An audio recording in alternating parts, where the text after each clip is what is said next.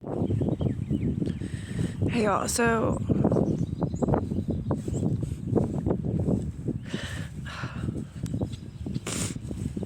since I put out a snippet regarding his departure, I decided that I should probably go ahead and comment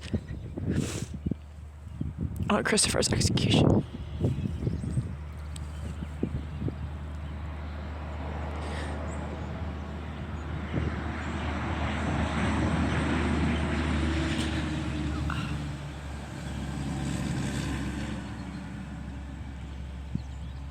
Some of y'all know that Christopher has been with me since had been with me since before the summer of 2017, and over the course of these years, he had basically been promoted to the true lead over special activities. Now, some of you have probably always known that I did not know. It was that Christopher was a military slave. And so some of y'all know that he was here towards the Western Front on October 18th and 19th. And so there's a lot of confusion. But the thing is like a lot of other people who are part of that system, Christopher had an AI brain interface put in that was used to just try to, control people, mess with them, cage them, gate them at will.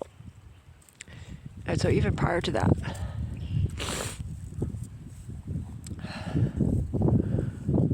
I'll tell you part of why Christopher was here on October 18th, 19th, is because when he had looked up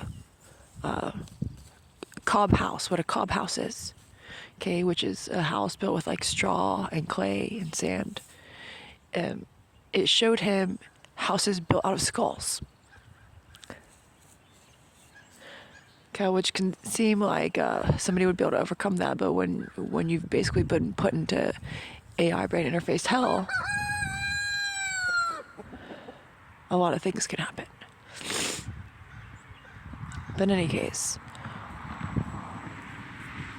Christopher had purview over a vast amount of stuff, and so even as we've been working to try to get the development network sites going and stuff like that, there's been a lot of pressure on him that he wasn't really batting away properly, that he never asked me for help, not once.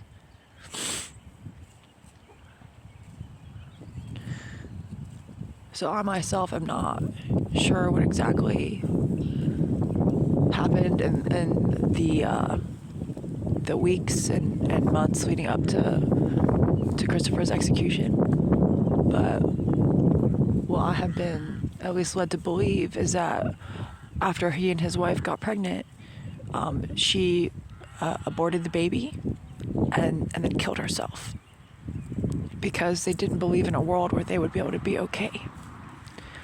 So even as we've been fighting to build a... See, this is like... by the way, they've been poisoning my birds with nanotech at the Standish Milling. It's a nanotech manufactured quartz. It's a manufactured quartz basically with nanotech in it. Not that roosters aren't already difficult. But they're like, oh, we know which word's going to come out of your mouth next. But anyways, Christopher didn't believe in a world where he could be okay, and he didn't want to ask for help. And there was a lot of people that were intent on not letting him be okay because they wanted access to his purview and his authorizations, etc. And he had been trying to exercise my authorizations in ways that were not actually authorized. Like some of y'all know, and some people say, like, why are you so upset about Christopher being deceased now? But because people say, oh, well, he wasn't a good person. He did a lot of terrible things. In the meantime, some people know that he's somebody that a vast quantity of people owe very deep life debts towards, okay, including just good, normal people out in the world. Him and his people. So one of the problems that Christopher and some of his crew ran into is that for security costs, armamentary, things like that, they had started laundering my performance contract money for my performance contracts with the government military. And then once the MCOG got underway, once the receivership got underway to a higher level, basically they got corrupt and started spending a lot of money out at restaurants, fancy restaurants and things like this, just like dropping a ton of money. In the meantime, other people had been under really bad circumstances during that time. And so there was this combination of this pride and shame and like an unwillingness to let go of spending my performance contract money just on luxury and basically whatever they wanted. And so in the meantime, people that were being subjected to like full asset forfeiture started finding out how Christopher was funding a lot of stuff, that he was stealing and laundering my performance contract money. And so basically these same people who had been bankrupted in a broad swath of ways started demanding to be cut in to my performance contract money. And so transnationally, these same entities and people and groups that we'd been bankrupting in order to limit their access to finances that they were using to fund their corrupt activities had started funding their corruption and criminality with my performance contract money, like transnationally, like big entities. People, I mean, a lot of names that you would recognize. And there was like enough of them that they're like, oh, well, Christopher, you're not going to be able to block us out of this and survive. But he wouldn't ask for help because all his people wanted to keep access to it too. So at the end of the day, they refused to believe that we could be okay, that we could try to build a world where things would be okay. And Christopher not only was going to let other people tell him that he couldn't be okay, he was going along with them and trying to force others to not be okay as well. And so it's just an unfortunate reality that Christopher had to be dispatched via military tribunal so that others could have an opportunity to be okay.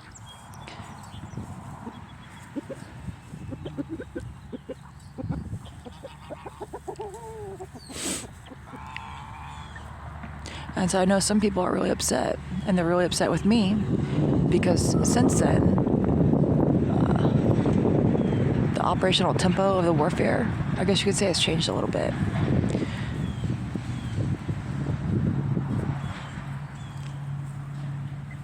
You know, I've been really grateful that some others stepped in to help jail some of Christopher's people so that they would not have to basically face death penalty, because for us it was not within our reach to just put them in jail at that time. And so some of those same people are trying to heal and stuff like that, and they're upset that Christopher's not in jail with them. And if it would have been something that I could have had done, that's how it would have gone down. However, you know, some of those same people who are in jail now, instead of dispatched, are the very ones who made it, who would have been making it impossible to put Christopher in jail in the first place. And so I just want to let you all know that through all of this,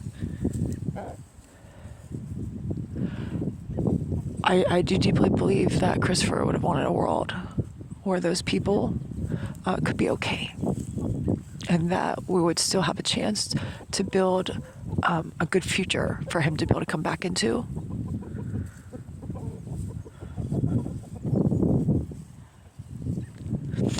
You know, some of the initiatives that he was going to be a part of working on and leading, which is the very same reasons why some people wanted to corrupt him so badly and make him so hopeless, but there's a lot of issues. It's like, despite the hashtag plausible deniability crew who are acting without authorization, like, there's a lot of stuff going on for a lot of people.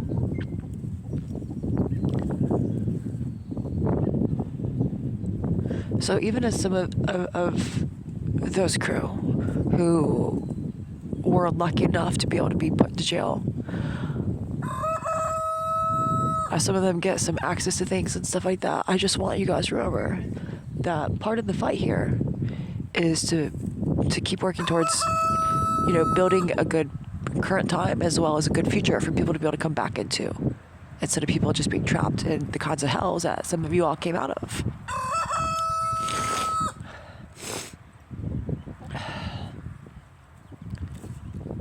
I know sometimes people are like, wait, it must have been so easy for you to coalesce the forces to bring over 2.5 million people out of an underground, etc. slavery system. Like, you could just do it again, right? And it may not really be so easy, and I'm tired.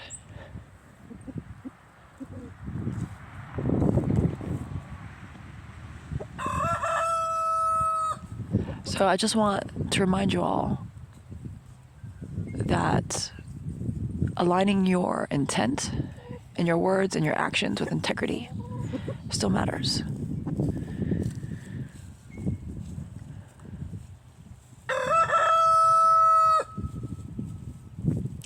There's that song, Fear is a Liar. Okay, I'm not saying that through the warfare that there will never be moments of fear for anyone, but when you're letting that fear control you into basically giving up what it is that you want to be working towards and what kind of future you want to have, is not a good thing. I know some of you all have been working through resettling all of the big changes since this past October. And as some of you all reconvene towards acknowledging that we remain in a heightened state of warfare and coming back to operations, I just want you all to stay centered.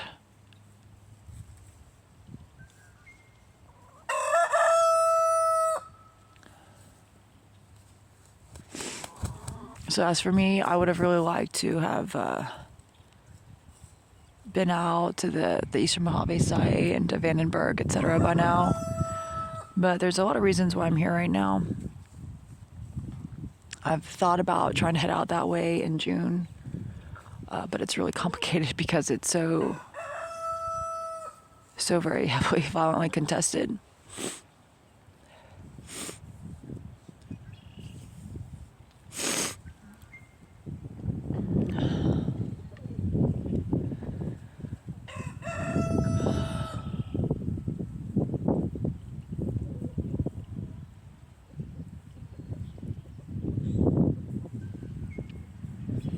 I know I probably should have put out this video a while ago, because some people, the same people who tried to make it impossible for Christopher to just be able to go to jail cell, are the same ones that are going to be like, oh, you're not hurt.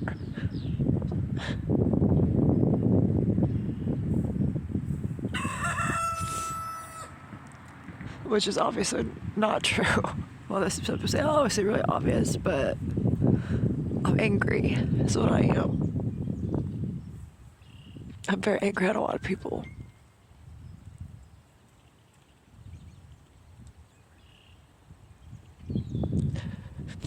Some people say, Christopher's a terrible person. How could you be so upset? But, at the end of the day, because I spoke to him briefly before he was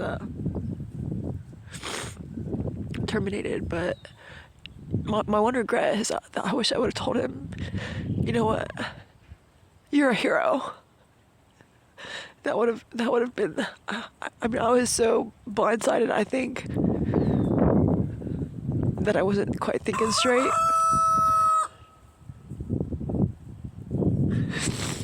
But that is one of my bigger regrets these days. is not letting him know that he's a hero. Because it's something that he refused to believe. And again, some people they criticize. If people could understand the scope of the tens of millions and more people who owe life debts to him and his people, despite the fact that some of them are uh, very difficult, contentious, extremely violent people, you know, it's the same thing that to those guys that were lucky enough to go into jail cells instead of following him in that. It was some of the transnational forces recognizing the life debts owed.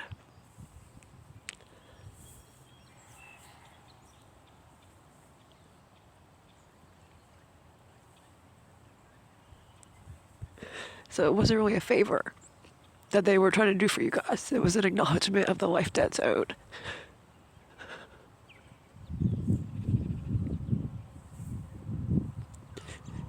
And so I hope that you all will be able to try to work towards a future where you allow yourselves to be okay and allow others to be okay. And even if you don't believe that we can get through this on the correct side of everything, don't get in the way. Goodbye.